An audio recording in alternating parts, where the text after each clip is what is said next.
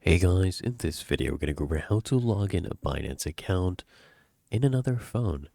Now the first thing I want you to do is just open Binance on the other phone, and then you can click here on sign up or log in, or here at the top left you can actually click on this icon, okay?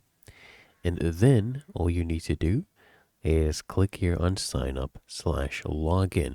So Binance actually lets you log into multiple accounts on different devices, so that's perfectly fine. Just click on that, and then you can either enter your email or phone number and click on next, or if you had used Google to create your Binance account, all you need to actually do is click on continue with Google, right? Just choose your Google account, and then all you need to do is just wait a few seconds, and there you go. We have actually logged in, as you can see. So that is what you just need to go ahead and do. So if you found this video helpful, make sure you smash the like button and subscribe to the channel, and I'll see you in the next one.